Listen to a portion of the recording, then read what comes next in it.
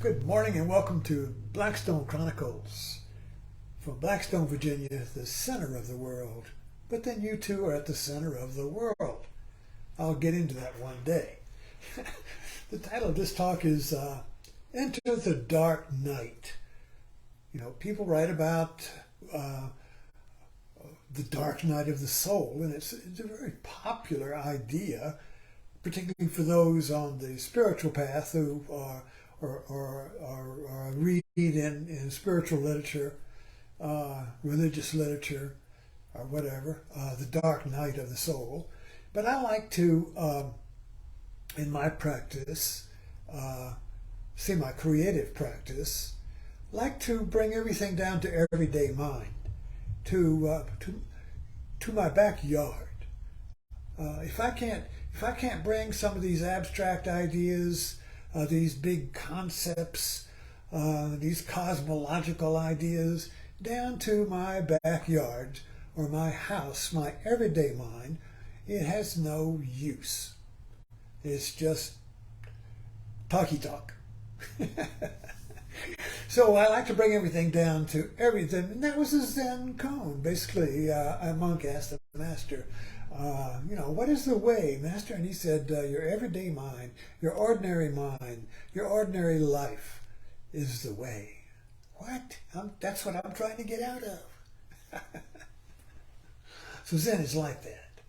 Anyway, so the dark night of the soul. People seem to feel that it's a limbo, or maybe a place where you're stuck, that you have to get through in order to get to the light of the soul. So it's kind of like a sand trap on a golf course that you can't get out of. No matter how many times you hit the ball, you're still back in the sand trap. That's a practical way of saying it, but it's a point in your life where nothing you do is any good. It doesn't mean that you're spiritual or not. It just means that you discover that all of your best efforts to get fame and success, to be somebody, all of your efforts to be respected and to be honored, to be the honored one, have come to naught or failing. This is basically the first half of the mountain of life. You go up to 50 years. Just generally speaking, the first half is climbing up, getting something, acquiring something, household, relationship, family, money, success. And you go up that mountain. But then when you get to the peak, you suddenly discover that there is no top of the mountain. There is no permanent place. That everything begins to unravel, and everything begins to. I didn't put my thing on. Excuse me. Forgot that. Everything becomes a catch-22. Now I've been reading.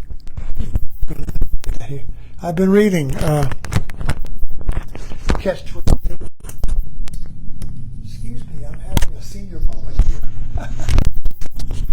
Dropped it. And I was sitting on the porch reading it, and I suddenly began to read it aloud. And it was beautiful.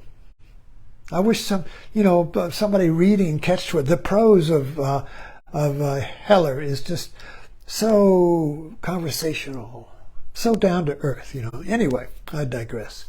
So the Catch-22 is a place where, in the book, it's an island called Pianosa in the Caribbean, near the island of Elba, where Napoleon was held captive. This is the island of Pianosa, where these people, these bombardiers, are held captive in Catch-22.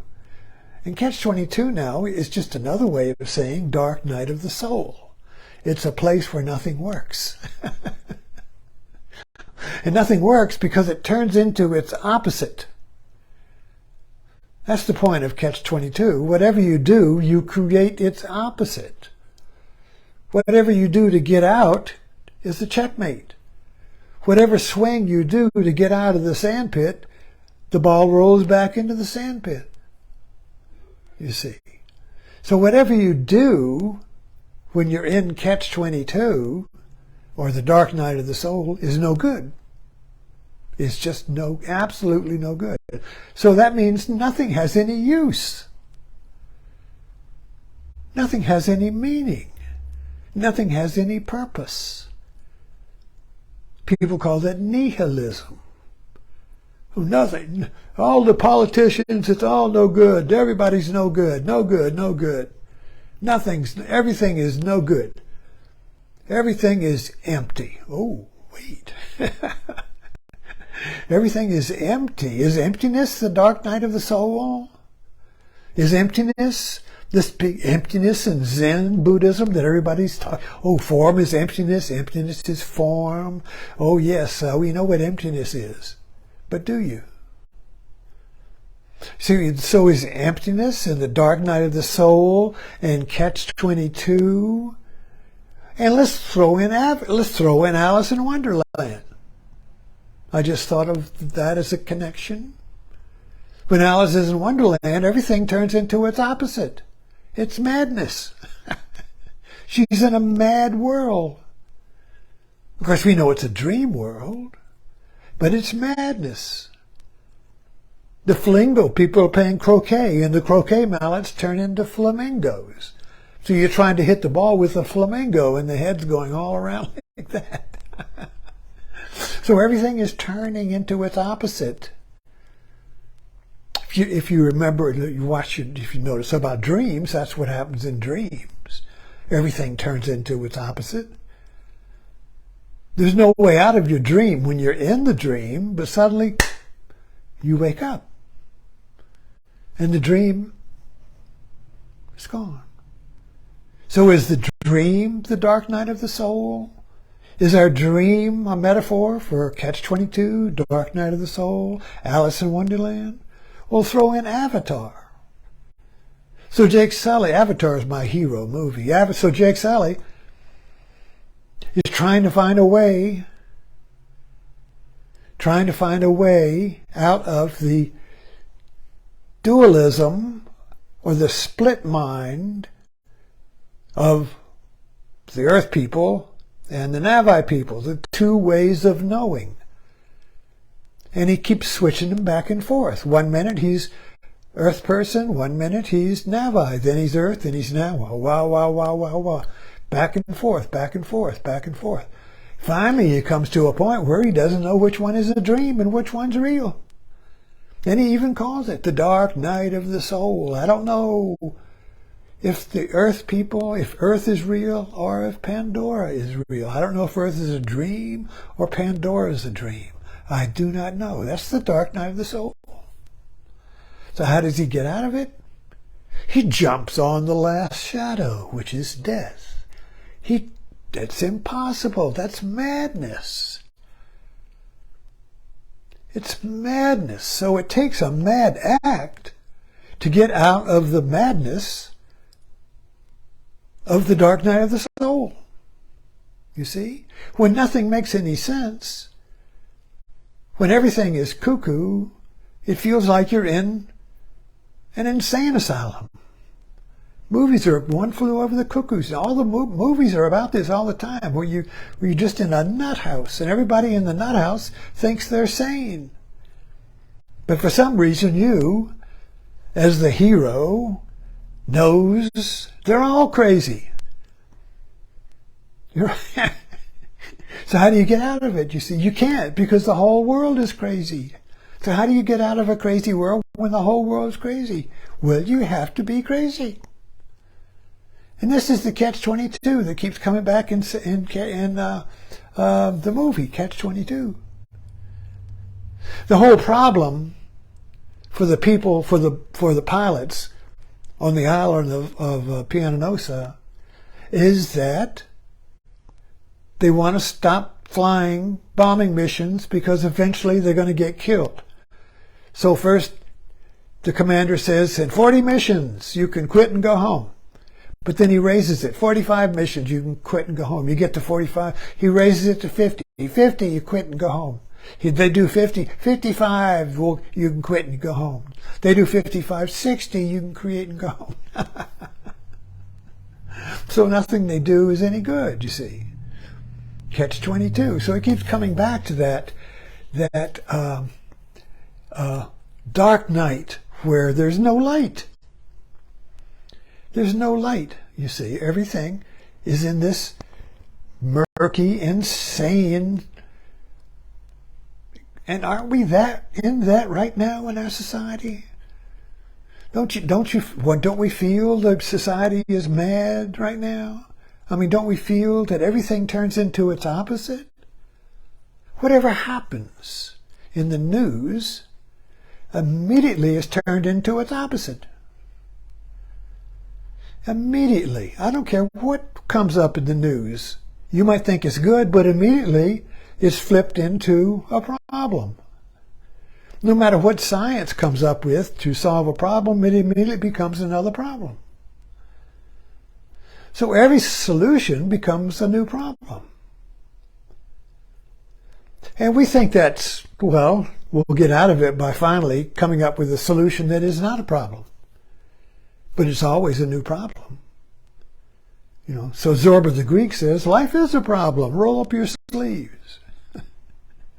In other words, it takes, to get out of this dilemma, it's called the horns of a dilemma. The image that expresses that is the crescent moon, or the horns of the bull. Two horns, you see. And the horns of the dilemma means that you are gored or stuck on one horn or the other. And no matter what you do, you're going to be stuck on one of the horns. So no matter what you choose, you're going to be on the horns of a dilemma. Catch 22. So there is no philosophy or religion or method or practice or meditation or yoga or teacher or self-help program or anything that is going to get us out of the dark night of the soul. That is this catch-22 society where everything turns into its own opposite. In mythology, this is called Maya, the great goddess. The great goddess in primitive religion, you see, was the earth, the creative matrix of life, the womb of the world. And it creates itself in pairs of opposites. Just like on Noah's Ark. You know, Noah's Ark. The ark is filled with pairs of opposites. The only one that's not a pair of opposites is Noah, the knower. Isn't that clever? Noah spelled N-O-A-H, but it sounds like knowing. And so knowing would be spelled J-G-N-O-S, Gnostic. And in Zen, it's prajna, knowing. So knowing is the only way out of the ark, the catch-22, or the dark night of the soul. But what knowing is that, you see? What do you have to know? Well, you can't know anything to get out. That's why you're stuck. Nothing you know is going to get you out of this dark night or off this ark. Nothing you know. So it has to be an act to get you out. An act that doesn't know. Now we're talking a little, wow, wow, wow here. But we're pointing to something very profound. What is the act that doesn't know what it's doing? Well, let's look at Indiana Jones in The Last Crusade. He's got to get across the ravine to get the Holy Grail. There's nothing there. An abyss. Standing on the edge. An abyss. But he's got to go. But there's no way. So he just steps out. No, he doesn't know if there's a bridge there or not. He doesn't know if God's going to save him. He doesn't know if an angel is going to come in. He doesn't know anything. He's in not knowing. So he steps out in not knowing if there is any security, any certainty there. He steps out into uncertainty. See, the dark night of the soul, or catch-22, or Noah's Ark, if you want to use the Bible, is a place where everything is its own opposite. So everything you know has its own opposite. And it's contradictory, like the yin-yang. So every yang has its yin. And they're equal but contradictory. You can't have them both at the same time because they are the one that is two. And they go around and around and around like that, you see, in a catch-22. So normally we can stabilize this, you see. Normally the world is stable and everything is what it is. Everything is stable and rational and everything is planned and everything is clear. Truth is clear in distinct ideas, said Descartes. Everything's clear and distinct and rational. The last time the world was like that was in the 50s. Now everything is in catch-22.